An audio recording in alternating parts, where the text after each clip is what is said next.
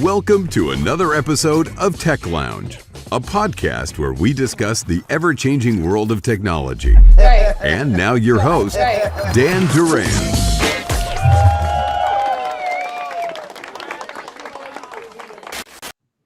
All right. All systems clear. I thought we were not going to be streaming on LinkedIn because it happened a couple of times ago or a couple of weeks ago, but we are here. So hello, everybody. My name is Dan Duran, and I'm the host of the Tech Lounge. Here we discuss topics related to business, leadership, technology, and cybersecurity. Welcome, everybody, to the show. Just remember, we stream live on LinkedIn, Facebook, YouTube every Friday at 12 p.m. Eastern Standard Time. We're also on podcasts, including Apple Podcasts, Google Podcasts, Spotify, Amazon Music, TuneIn Radio, iHeartRadio, and Podbean. So please make sure you follow us using the hashtag Dan Duran and watch us live every Friday. Now, sit back and relax. I always make that mistake. Sit back and relax. This is the Tech Lounge. All right. We got an awesome show for you today. You know why? It's the most wonderful time of the year. Yeah. No, it's not. Okay. It's September, still September, but we're talking about e-commerce. And this is the perfect time to start up making your list and checking it twice. See the pun there? And It's pretty good. you know, it's not only Christmas, right? So we are talking about Black Friday. What else? Cyber Monday, Cyber Monday. What else? Halloween's a big Thanksgiving? one. the Halloween. Black November, the whole holiday season. Absolutely. Exactly. So this is the perfect time. And super awesome holidays coming together, September. So today we have a very, very special guest, Chris Parsons, Director of E-commerce at Home Hardware and the host of an amazing podcast that I listen to every week called Delivering E-commerce. I love the intro. Hello, Chris. How are you? Fantastic, guys. This is a lot of fun. Yeah, delivering e-commerce is a passion of mine, and hopefully we'll give some of that flavor here today. Absolutely. And of course, I have my co-host extraordinaire, the Superman of BeWire Technologies, Andrew Summerton, in the house. Hello, Andrew. Hey, guys. Hey, Dan. Always a pleasure. Nice to see you, Chris. I'm so happy you could join us. Nice to see you too, Andrew. Make sure you visit us on our website, bewire.ca. So the backstory, Andrew. Yeah, no, I think, you know what, this is kind of a cool show, guys, today, because we don't have a long relationship with Chris. We actually, it's pretty short, but because BeWire Technologies and Rhino Cybersecurity is so involved in building websites, technology, security, we had so many questions and so many clients that ask us about e-commerce and what goes into it and what's the involvement and how do you hear through the noise and how do you build a site and what do you do? So you thought, you know what, let's reach out to an expert, someone who basically oversees an incredible organization. So, you know, Home Hardware, which is a Canadian owned and operated business, over 1,000 stores. You know what, who better to ask? And so we reached out to Chris and he was very, very gracious to come on board. And I'm equally as excited, hopefully, as all of you guys to hear what Chris has to say today. So Chris, thank you so much for joining us. And again, we're really, really happy and honored that you're here with us. Hey, I'm humbled to be here. Your show is fantastic. I watch it on a weekly basis as well.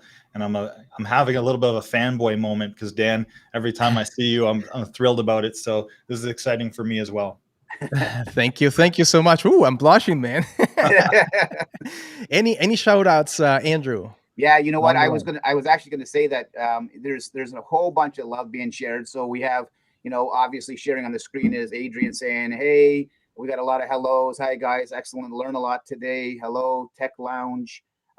Just a lot of love as we usually get at the beginning of the show. And so thanks everybody for joining. Really, really excited to have you all. See a lot of familiar names. There's no question. And just really looking forward. I think they're all looking forward to engaging. And hi guys. Yeah, looks out.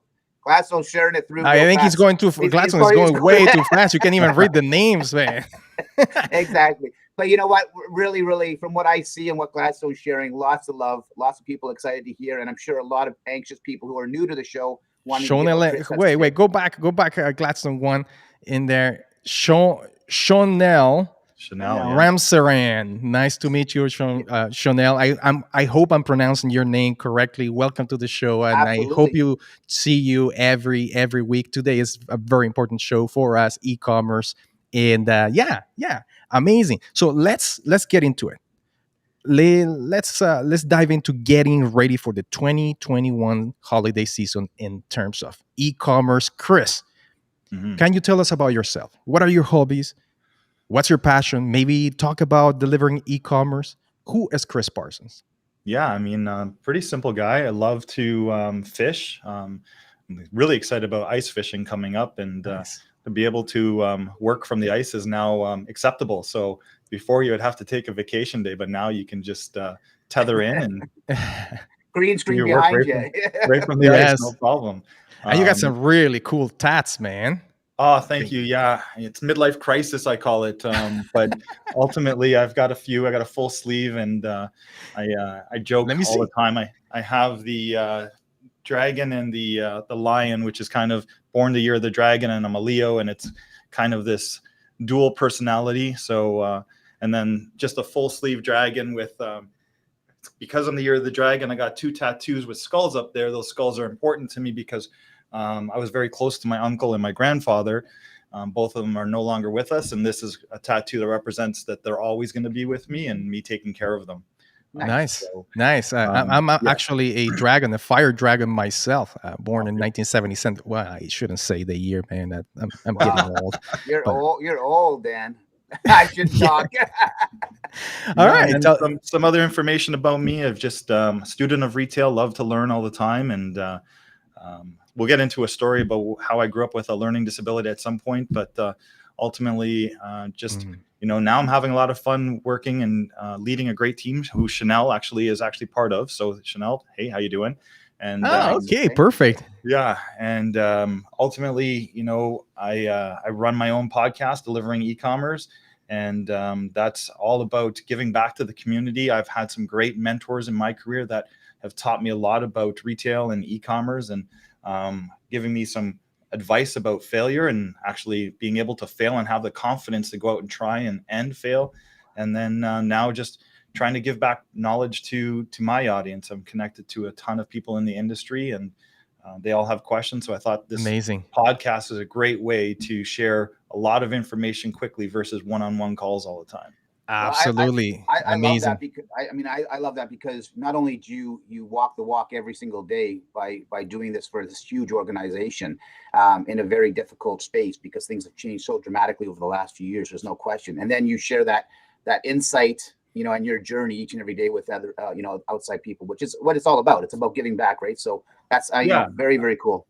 Andrew, I Yes. think the best point I ever was given from a leader at Walmart actually was 2 things. One is collaboration is a success to retail. Even if you're competitors, you still need to be collaborative. You can change the market if you're collaborative and work together to change rules and regulations. So Wow. there's a right time to be competitive, but if you're collaborative, it'll have a bigger effect on the industry. And then execution. If I'm confident in my team, like someone who's fantastic, like Chanel, that's here today, I should be able to hand my strategy to any executive in Canada and have the confidence Yeah. that I will deliver versus them, because my team will execute versus anyone else much better. And I know that. So that's why I'm able to Yeah. share pretty transparent information, because I know my team can bring it to life. That's Yeah, no, amazing, Chris, and the way you're building community through your delivering e-commerce podcast, and I mean, if you work for a company that has 1,000 stores and Mhm. over 100,000 products on stock, and you're the director of e-commerce, I assume you got such a wealth of knowledge. And not only that, but I see on your podcast you have some really prominent people visiting you, and you interview them, so you keep on learning, so you stay fresh and current, and that's amazing. Kudos to you, buddy. Yeah, Amazing job that you're doing. Tell us that's a little bit about your micro influencing story, which I thought it was great, and not only your story in terms of micro influencing, but your the problems that you had, and before, and how you were able to overcome those problems. with my learning disability. Yes, absolutely. Yeah, that's so I grew up with a learning disability, and I don't hide that fact that reading and writing has been a very difficult piece of my life. And growing up, I was told that ultimately, go into a trade because he doesn't have the skill set and the learning capability to read and understand. But ultimately, if you're going to bet on anyone, bet on yourself. And I did that. Yes. So I started to find what strengths I had and put them into different courses. And lucky enough, I stumbled into marketing probably around the age of 19 and found that course was more of, listening and then going back and doing public speaking and presentations. And I was comfortable Yeah. in that setting more so than note taking and writing in a book and trying to understand all of those things. So ultimately, in my early 20s, I found my stride with different ways to learn and some tactics on coping with some of the challenges that I had. And now through my career, basically what I do is, even when I coach kids in hockey and I coach younger groups, if they're struggling at school, what I try to relate back to their parents is school teaches a very specific structure, and Yeah. it's trying to have a structure that is for the masses, which is great, and teachers do a wonderful job. But on occasion, there's going to be people that have different ways to learn. And Absolutely. and I know schools are much better at this now, but when I was a kid, they made you feel like you weren't smart. And Yeah. what I want to make sure is parents understand that their kids are smart. They have a different way of learning. Hell, if you can go and play hockey and learn all the plays in hockey, skate on a hockey blade that's like this thick, you have the aptitude to learn. It's just a different environment. It's a different way of learning. So I do Absolutely. public speaking for those folks. And really now what I'm trying to do with delivering e-commerce is make sure that at some point I'm going to generate some revenue from it and then donate back to charities that support kids with disabilities, learning Wow, disabilities. what a story. Nice. Amazing story, Absolutely. Chris. Nothing but the best for you, buddy, on all your Thank you. community driven events and campaigns that you're doing. Absolutely amazing story of overcoming challenges as you grow up. And like I as I was telling you, I also overcame my own challenges coming to Canada at the age of 17. I didn't know any word of English, and now I'm able to actually have a tech lounge and a talk show and do public speaking and all of that as well. So it is a journey. It's not about the destination. It's about the journey. Yeah, and So I mean let's the nice thing, Dan, is most people don't visibly see these type of things, right? yes, Everyone just thinks everyone's fine, and if Right. they peel back the layers, then they understand some of the struggles, the opportunities, and we all have struggles and opportunities. So if we have some empathy for each other, we'll get that out, and it just makes the whole network stronger. Well, and I think absolutely. that speaks to, as you said, school, but it speaks to company culture and everything, right? Every single Yeah, person brings a different element to the team, and understanding their strengths, their weaknesses, their pitfalls, their peaks, their valleys, etc. Only strengthens their abilities as well as the companies, for example, or as an individual, for sure. So great points, Chris, because I think that's yes, going into something like e-commerce. I know it almost seems like two separate talks right now, but it unites everything together because It does. it's about building strength and then executing with knowledge and that's what we're trying to do with this show and having you on, Chris, is kind of now absolutely. utilize your strength and identify what you've learned and now apply it to our listeners, etc., and people out there who are thinking about getting into it or are already in it and want to strengthen what they're doing. Right, great point. All right. So any shout outs, any questions? Let's open up the forum. If you have questions, send them our way, and Chris and ourselves are going to be able to answer your e-commerce questions. I see one here. I think it's a shout out before we get into Chris. It's Tim McKee. I just want to loving our new website. I'm assuming, Tim, we built you a new website. I'm so happy to hear that. I'm just assuming. So you know what, but I'm assuming that we did something for you, and thank you Yes. so much, Tim. I'm sure Gladstone knows who Tim is. So thank you, Tim, for reaching out, and I'm so happy that you joined our show. Absolutely. So, any questions, Gladstone? No questions so far. So let's get into the main predictions. Oh, there we go. We Yeah, have here one we go. question. What is it? Yeah. So this would be perfect to start off. Maybe it'll start it off. So Miguel asks, what are the social media tools for online sellers? Oh, geez, that's a great question. I mean, there's so many out on the market, and my advice is to be testing and learning because each of them have their own pros and cons. But I will give you a tip on one tool that I absolutely love, Miguel, and we haven't executed on it here. It's called Teaster. Teaster allows for influencers. They don't like to call them influencers. Well, let's refer to them as micro influencers.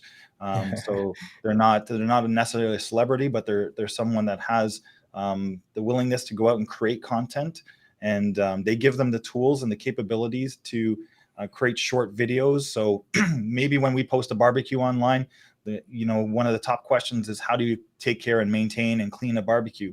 Well, a lot of times the manufacturers won't have that type of content.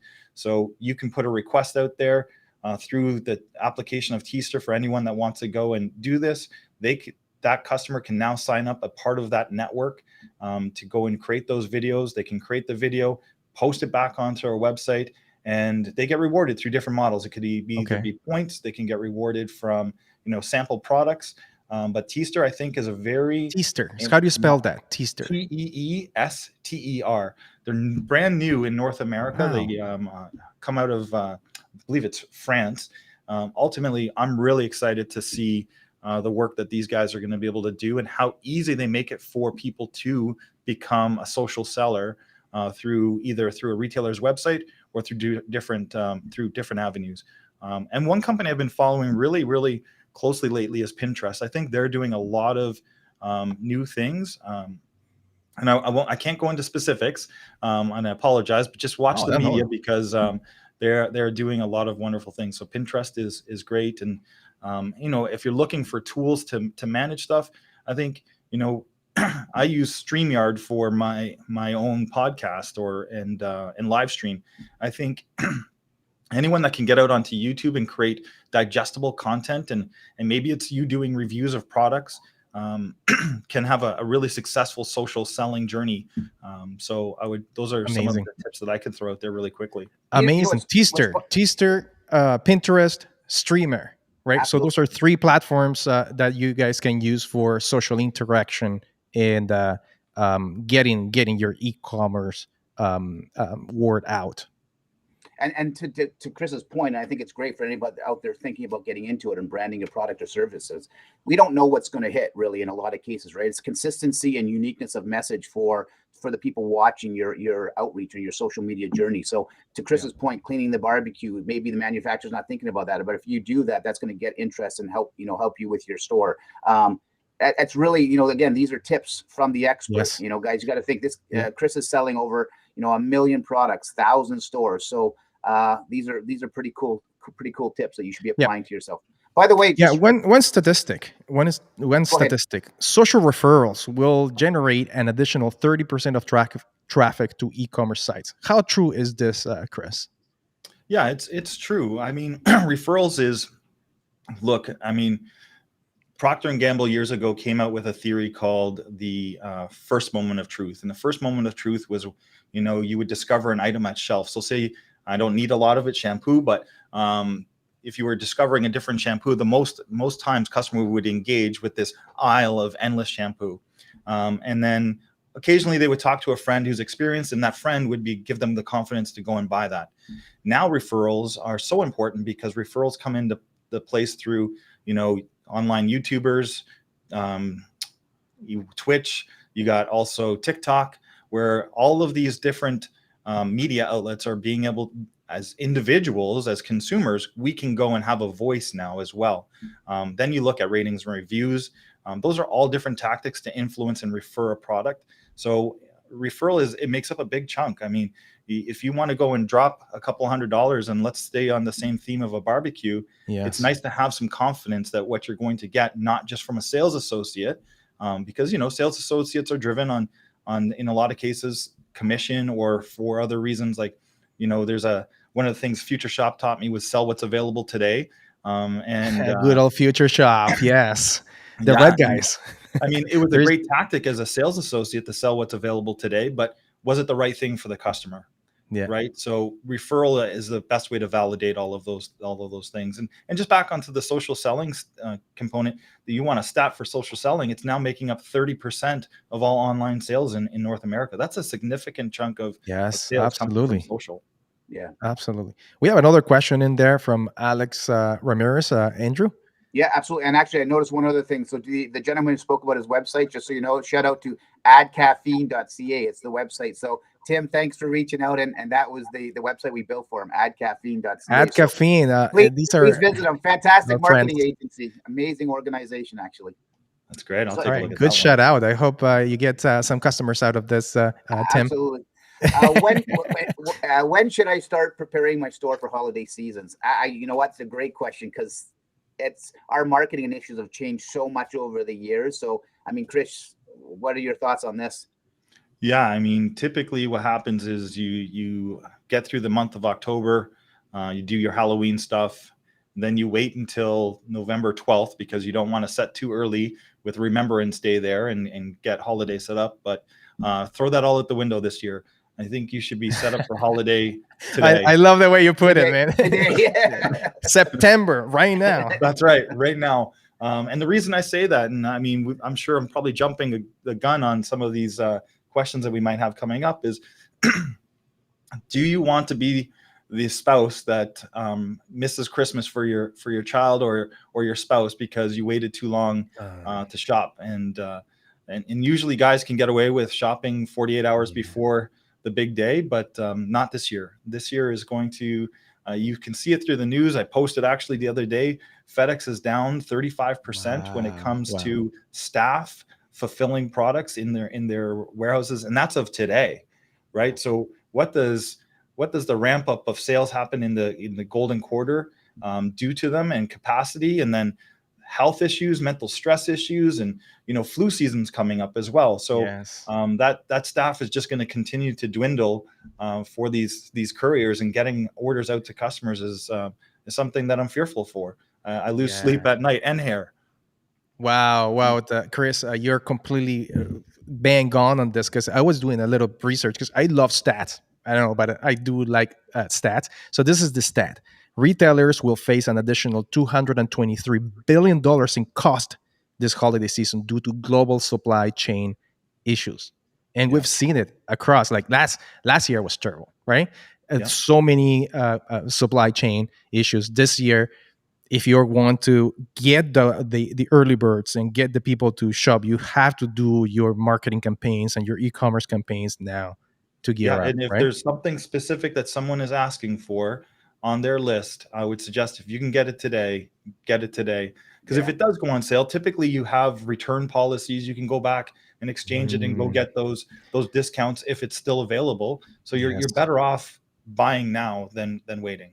And I think, Tim, to that, I'm sorry, Tim, I was reading Tim, Chris, in regards to that, it's in every industry. I mean, as you know, we're in technology and cybersecurity and technical components and everything is backlogged. It's so backlogged. It's incredible. Like, you want to put a pool in your house. They're telling you got to wait 2 years to do it. You want something for your computer or something to upgrade your software. You have to wait 6 or 8 months for it to happen because everything's backlogged. So, I mean, that just speaks exactly what you're saying. So react now, guys. Act now to what you're doing for your Christmas holidays if you want to get and not let anybody or leave anybody off the list. Yeah, and if you're a retailer, you're going to want to steal share of wallet. And the only way you can steal share of wallet is to be ready and set to take those dollars now versus waiting later on. I like that phrase. Yeah. Share of wallet. What is share of wallet? Yeah, share of wallet is ultimately consumers only have so many dollars to spend. They spend them on first their home and their family and making sure that they have their needs met. So whether that's from food, water, hydro, so your wallet starts to deplete. There's only so much disposable income for products, for gifting, for doing whatever, unless you want to get into debt, and a lot of people do. But ultimately, share of wallet is exactly that. What's the customer share of wallet? And if they only have, let's say, $200 a month to spend, you got to fight for those dollars as a retailer.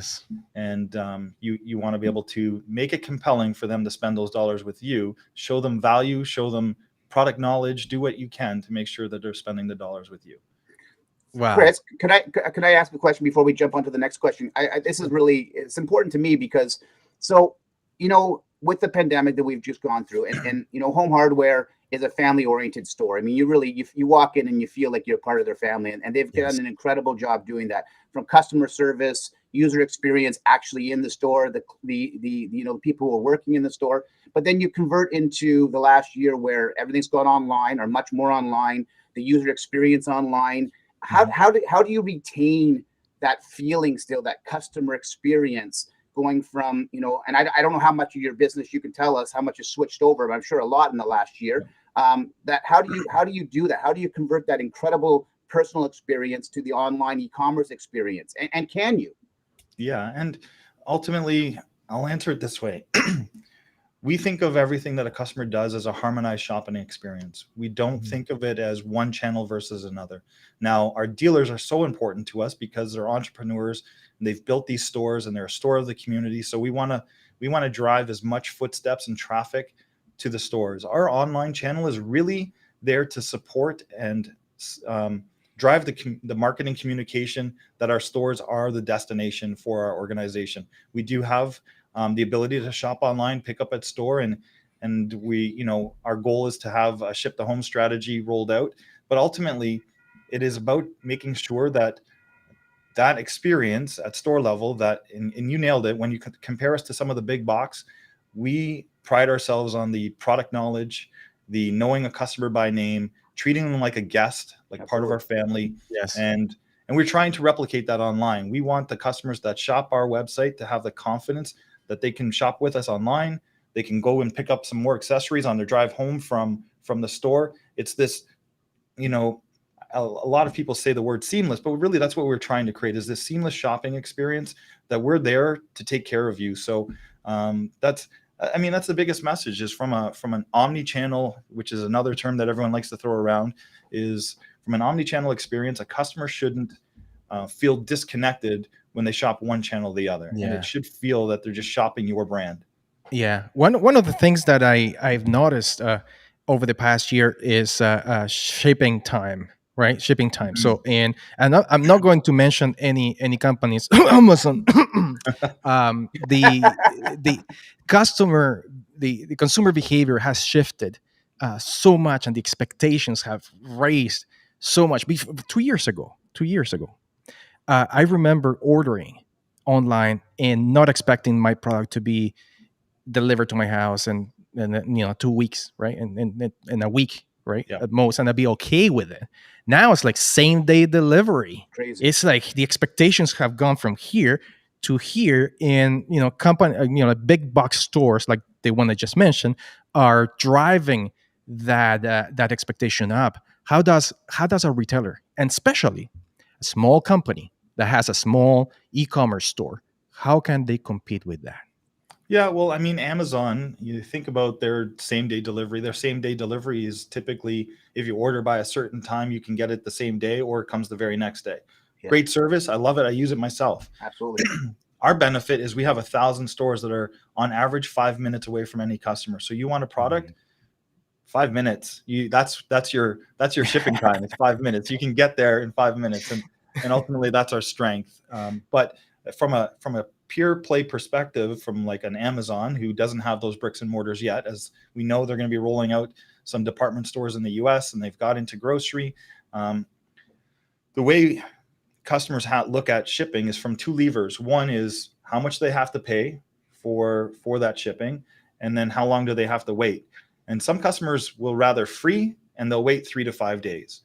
And some customers want it now, and they're willing to pay a premium for that as well. So Yes. they'll spend $15 on getting an item delivered. So, as a retailer, you have to understand where you fit in that spectrum. How, like, if I'm selling iPhones, customers want it now. They line up hell for 48 hours wanting the latest and greatest.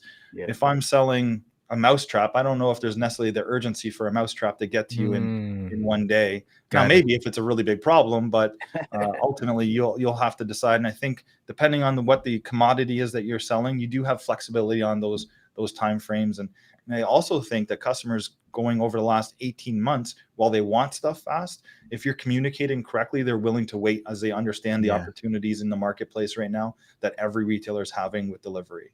Chris, sorry, Dan, that as a customer, that's the expectations that are set. But as the person who owns the e-commerce store, let's say a smaller business, etc., like what should they be doing to better their delivery strategy, to Dan's point?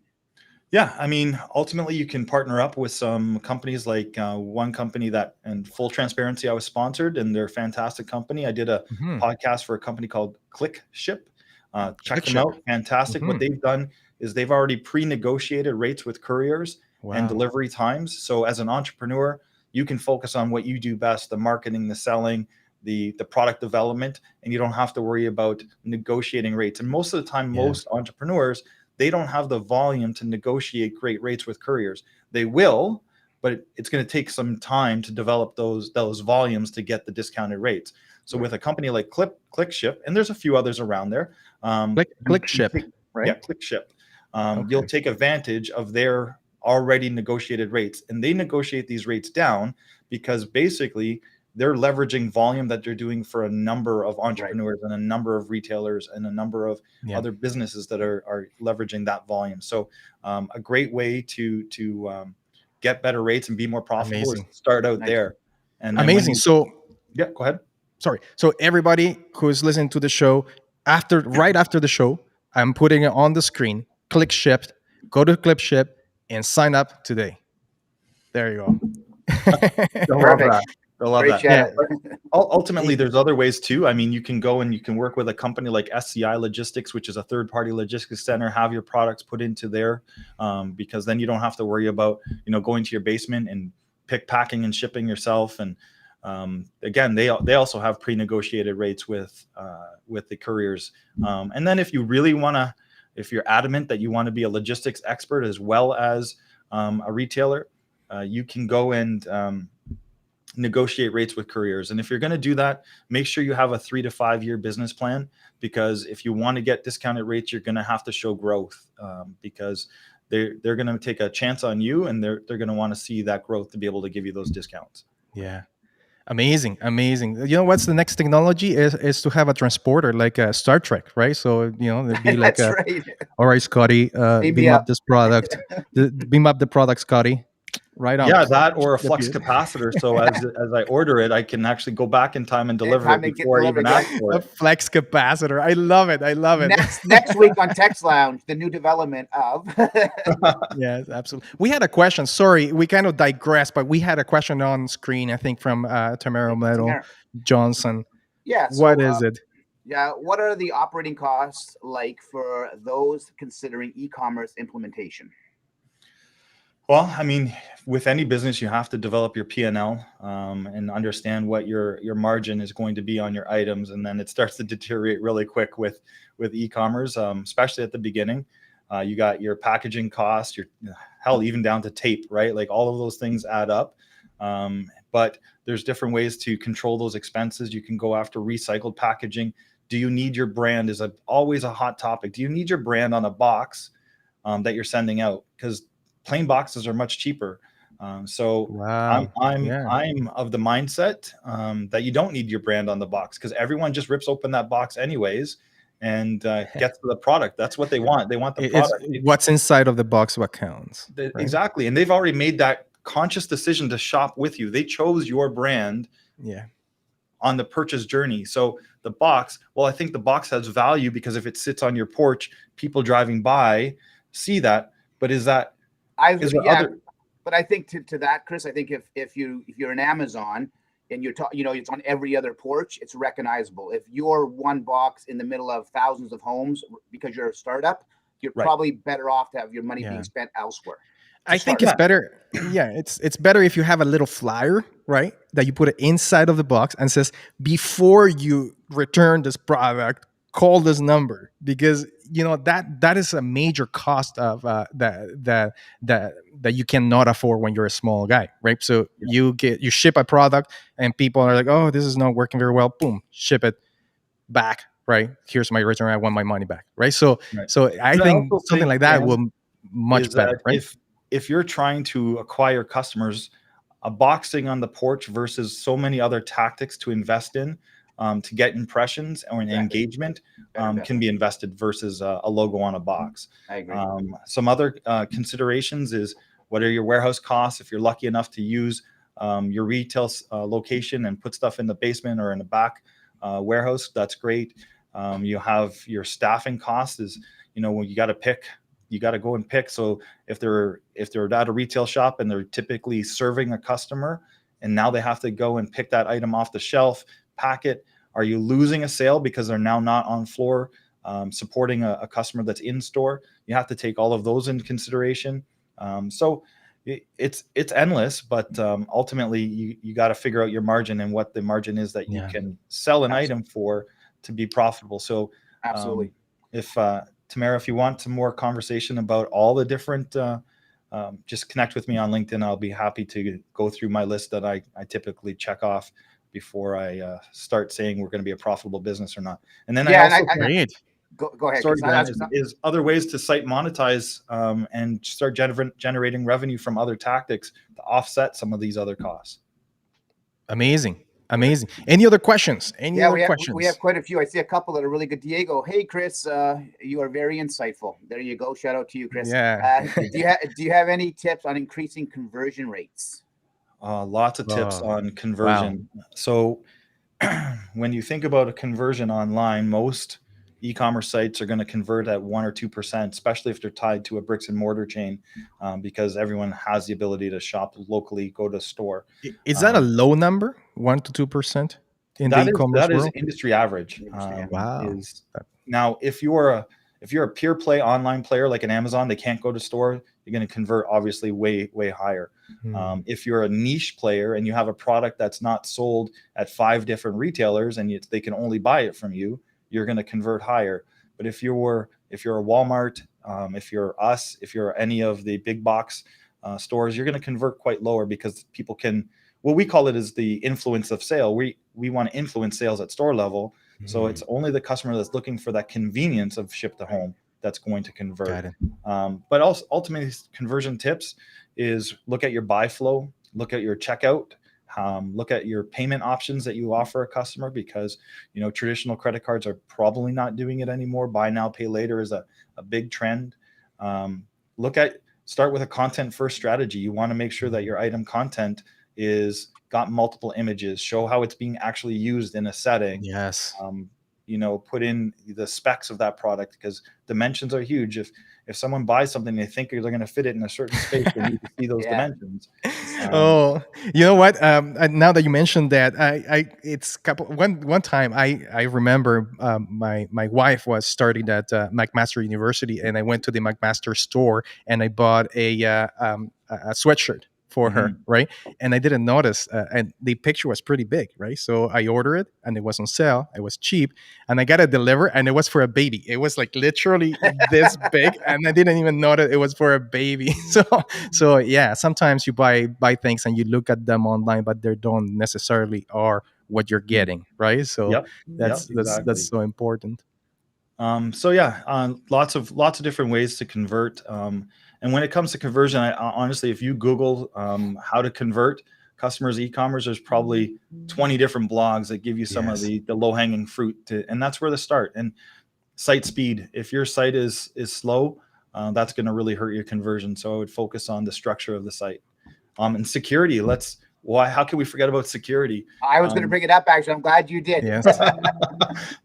Ultimately, there was this big trend for years where consumers had zero confidence shopping online because they just didn't think it was a secure avenue to shop. And, whether it's having an HTTPS up on the top of your site, or a green authenticator that shows that your site is secure, giving customers the confidence that it's a secure channel will go a long way in your conversion. Yeah, it so happened that Bewire Technologies and Rhino Cybersecurity are technology companies that are focused on hosting, high-speed, secure hosting for your e-commerce website. So there you go.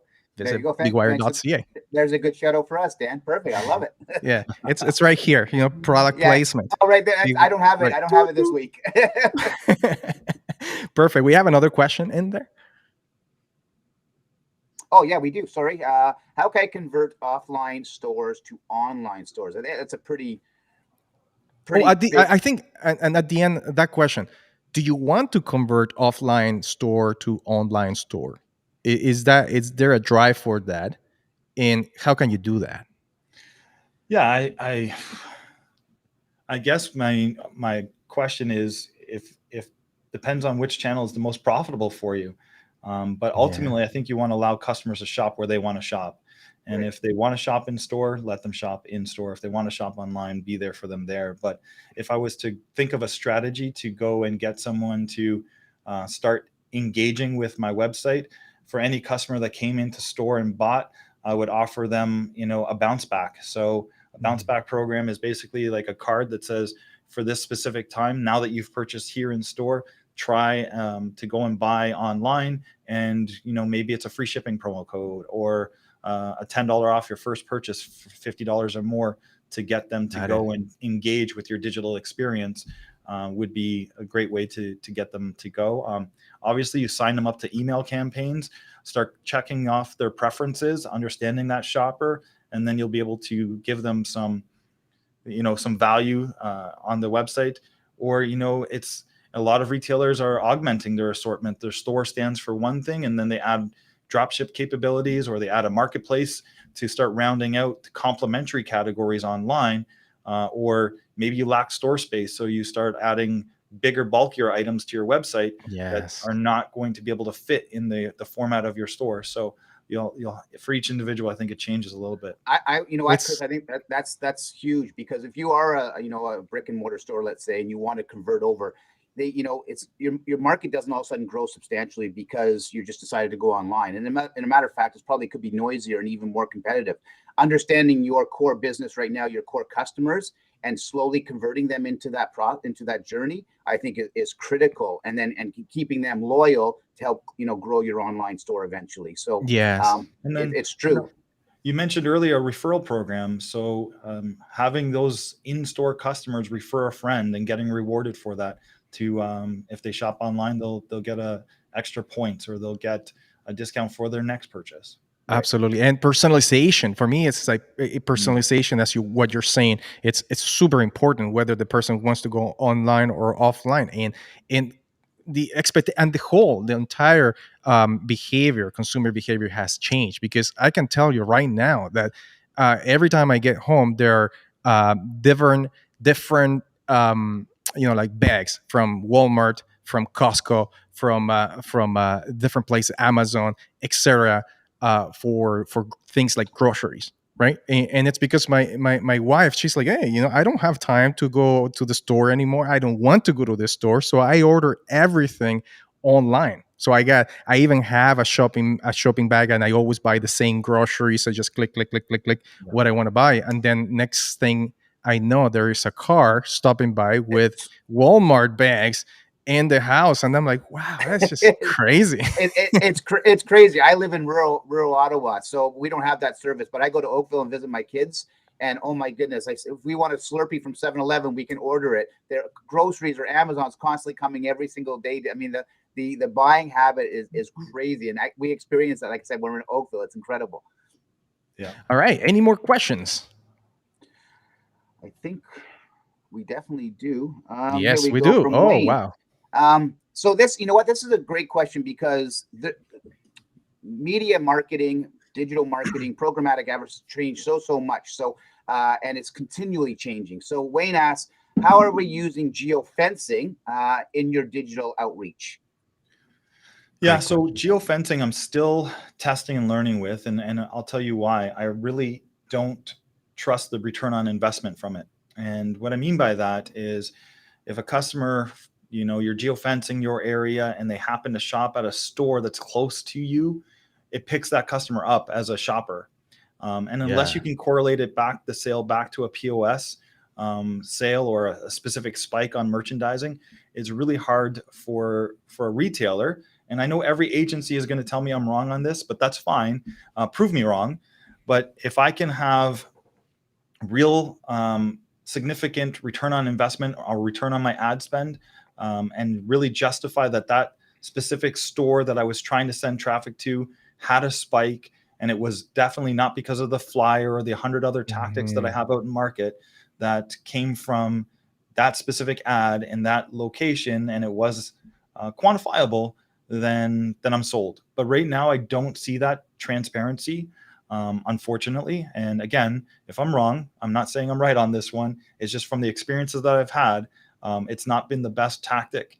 It's been great for impressions, It's been great for brand awareness, but I have not seen the conversion. And that I was going to actually say that, Chris. I think that's exactly it. There's certain tools that you're using out there in marketing that are good for conversion. Some are good for awareness, outreach, etc. So I guess understanding your audience, understanding your return on your investment, and choosing the right media tools to use to best sell your product or service. So again, that's an educational conversation you're going to have with your agency as well. Hopefully you're going to be able to understand the journey of that buying and how it's going to apply to your service. And what's hard for retailers, it's always down to last click attribution as well, right? So, they may have saw an ad over here, then they see the newspaper, then they see, I don't know, another display ad that we might have, and then they come through our portal. Like from a digital side, we don't know how to measure it correctly yet. We have all of these indicators that would tell us that, the customer saw it 4 or 5 times before they made that purchase at store level. But there's nothing that ties it together unless you have a robust loyalty program to go along with it. Then I think you start to see that customer journey in a different light. Thank you so much for that question, Wayne Branson. Big shout out to you for asking that question, and we hope to see you next show. We have a great show here at the Tech Lounge, so tune in every Friday at 12 o'clock. All right, let's move on. Do we have any other questions?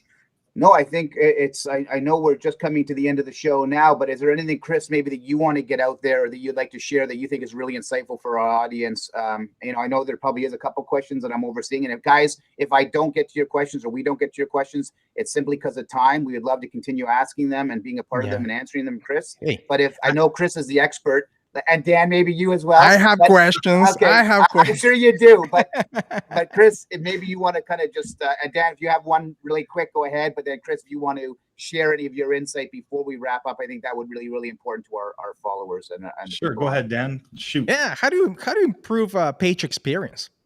Right. So when you go to the homepage and then you start circulating through your categories and product pages, how do you improve page experience?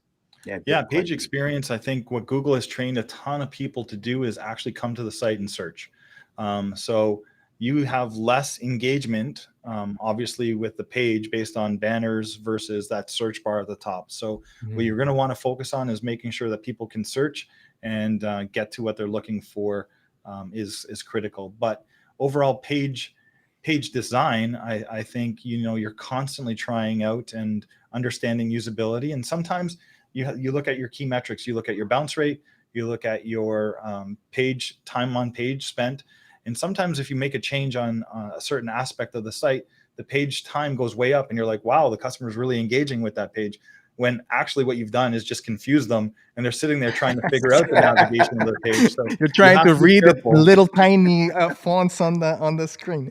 Yeah. And when you make a change, I wouldn't say if the metrics take a big dive, sometimes it just humans are creatures of habit. Sometimes it just takes them a while to get used to that new experience.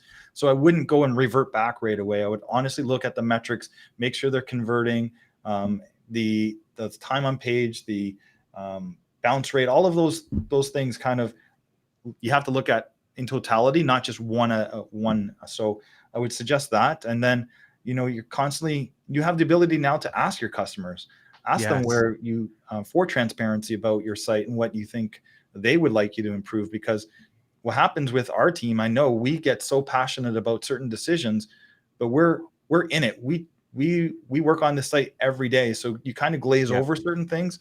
Find a mechanism and ask your customers what they would like from you. Nice. I think we have a couple more questions. In there.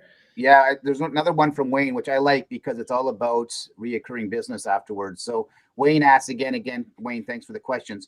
What do you use for customer satisfaction post-sale? Wow. And I like that because it's about, re-engaging with your clients and having them keep coming back, right? If you have that product or service. Repeat customers are the best customers, man.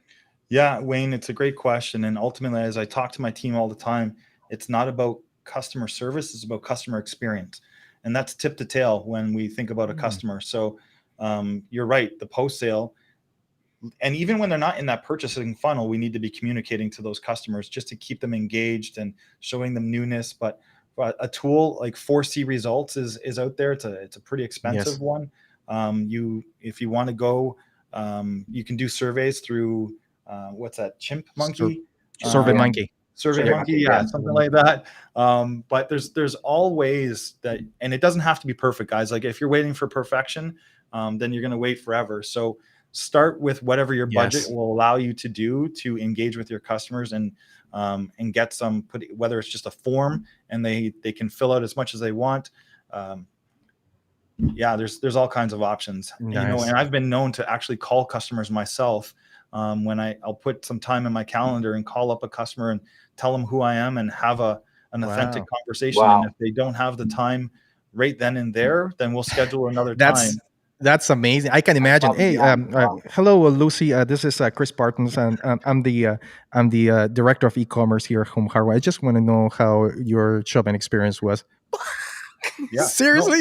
No, I mean, ultimately, the best way to get feedback is firsthand. And Yes. when you ask, you can put a survey and ask all the questions you want together, but people are time starved. They don't want it. But all of a sudden, you engage as a brand with them one-on-one. Yeah. There's something special with that moment. Very much so. Customer service is everything. Yeah. Yes, we have a question from Boris Hernandez that I think is really, really good.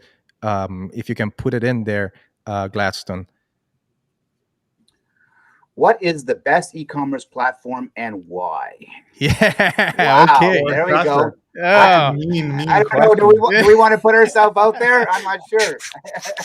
Wow. Boris, honestly, like I have relationships with so many of these great providers. So I'll answer this as best I can, but I also have to respect the relationships that I have with each of them because there's pros and cons with every platform. Yeah. I'll tell you that I really love the work that Shopify is doing, Shopify Plus as well, for any of the bigger retailers. But I love the usability. I have my own websites, or have had my own websites, and I've used Shopify many times to create them. If you're looking at some of the big online players, whether it be BigCommerce, Magento, Kibo, who we're leveraging right now, you have to put a list together of all of your business needs and requirements. Some of them are pro when it comes to personalization. Some of them are better when it comes to, we have a pricing strategy that's very, very complex. Kibo made sense for our needs, but make sure you have your wish list together, and then have a meeting with all of them and get them to check those boxes off for you, and you'll find the right one for you. So, but I can tell you, when I first built my first website for Walmart back in 2004, the cost was well over $2 million for the platform. And costs today are, you can get a $50 website and it's just as good as anything I built in 2004. So crazy. That's a great answer. Great answer. And as a technology company, BeWire Technologies, we've done, like lots of projects involving e-commerce. So we know, for example, WooCommerce, like WordPress, WooCommerce. We know Shopify, so we are a Shopify shop also. Magento, the Adobe Magento, which is now Adobe, right? Product, and as well as NobCommerce, BigCommerce, etc. So there's so many out there. So if you are looking to get into an e-commerce applications, just send us a request, and we'll be happy to sit with you for an hour, going through the pros and the cons. Because as Chris is saying, it really depends on what you want to do. It really depends on your budget. It really depends on your timeline, right? So very if important. You want to be like strong on blogs and content versus the transaction of online. Exactly. Then there's different tools. Like I see someone put in here actually WordPress, and WordPress is a great one for that type of. There you go. Mm-hmm. Yeah. WooCommerce. Yes, WordPress is really good, and WooCommerce is really good if you want to be very social and produce a lot of content on your website, right? But if you want real e-commerce power without this social aspect and the content delivery aspect, then you might want to go with a Magento solution, right? So it really depends on what you want to do. Absolutely, great questions. So it is 12:54, so we're kind of getting up there. We have time for probably a couple of questions, and then we'll just call it a day. Any questions? No questions? Okay, perfect. So I have questions. All right. Online reviews. What do you think about online reviews? There's a lot of apps, or a few really well-known apps for online reviews that you can just sign up, put your script on your website, and then it shows the nice-looking online reviews. How important is that, Chris? I don't know if you know, this is one of the biggest pet peeves of mine in the Okay. industry is reviews. And I think they have a place. I think they need to be validated more. I strongly feel that I can have an engagement with a product today and be just in a miserable mood, and I'm going to rate that thing a 2. But it's Yeah, all fair enough. based on the weather. It's based on my mood. It's based on what I've just had in my life, that I'm just, you know what, I'm not in the mood. I'm going to rate this thing a 2 and get it out of there. So there's this element of reviews that I don't think, because it's very organic and because it comes from people, and we're all busy, and hell, over the last 18 months we've been living in the most, you know, hard environment that we ever had to. I bet you those reviews, if they looked at what were the reviews like before the pandemic and what they are now, I bet you they've dropped at least 20%, because people are just, that we've lacked empathy, Yeah. we've run out of patience. Yeah. So I do struggle with reviews. I do think that they're a great source to be able to say, when, especially when you have thousands of reviews, because Right. it weeds out some of those lower ones, and it weeds out the very high ones that could be bought for. So I just, anytime I see a review, I just tell myself or tell anyone else, just be careful what you're reviewing. You might Yeah. want to go to another website and make sure you're double checking the reviews, so that way if you're on one site and it's a 2 and on one site it's a 5, maybe you got some more homework to do. I wouldn't Yes. trust just one source on it. Yeah, great you point. gotta read between the lines, right? So not sometimes the reviews are just, come on, guys. Like, this is stupid. This shouldn't even be a review. But you have to read between the lines, and you have to read them, and kind of, so you can make an informed decision on your product, right? I think we have another question. We do. If I have an online business, should I advertise in traditional media, TV, radio, newspaper, of course, or online advertising? Is it enough? I love a blended Eduardo strategy. Escalante. I love some traditional tactics, and I love some online or digital tactics. Basically, I think you need to understand, what are you trying to do. So if I'm a local guy, I don't know, downtown Hamilton, for example, and I'm trying to sell a product in that marketplace, then I would do radio in Hamilton. And most people are listening to the local radio station, and I think you would get a ton of uptick from it. Mhm. If you're in Hamilton and you buy a national campaign, I think it's going to take a while for people to trust the source. So you might not want to do that strategy. When it comes to PR, I think PR is a great way to get your brand out in media, because you can send your information and let other people be advocates of your brand. So it becomes just a layer of trust behind it. TV, I think if you've got the budget for TV, it's still a great avenue, but more and more people are switching to those digital medias like Netflix or YouTube to watch their content. So I think what I like about a YouTube commercial is the fact that you can insert it into stuff that's relatable to what a customer was searching. So if, for example, I love ice fishing, I'm going to Yeah. watch a ton of ice fishing videos.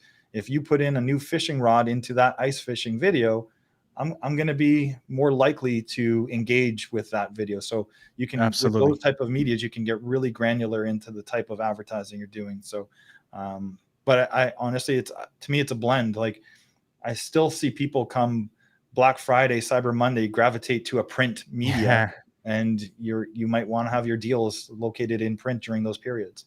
Yeah, and how important is Black Friday now? And before, like 5 years ago, you wouldn't even hear about Black Friday. The population, like, the people wouldn't, here in Canada. We live by our like, everyday standards, and then all of a sudden, Black Friday, Black Friday, Black Friday. How important is Black Friday now in Canada, and Cyber Monday? Yeah, both are equally as important for consumers to wait for a deal. I think, as retailers, though, is that something that we should be doing? I kind of like that always on the right price strategy, so customers don't have to. And that's a personal Wait. opinion. I, I'm not saying I'm right or wrong, but making people wait until a specific day to get value, I think, while it's fun and people feed into the frenzy of it, I do think as a when I run my own properties, my own hockey socks or whatever business that I've tried in the past, I try to have an everyday low pricing strategy. So Nice. customers, even if they've missed Black Friday, they don't feel that they've been taken advantage of, and they don't feel that they missed an opportunity. But there's a place for it. So right. I think Black Friday is definitely trending bigger and bigger each year. And as retailers, we buy into it as well. We want to capture those dollars. So we'll do everything we can to make sure that consumers have the best value during that period. All right. I think we're finishing the show. So thank you, everybody. Chris Parsons, delivering e-commerce, director of e-commerce and home hardware. Thank you so much for being on the show, Chris. And Thank you, Chris. Thanks, guys. Yeah. And next week. So we are really out of time. Next week we are going to be talking about filling the funnel with your buyer journey.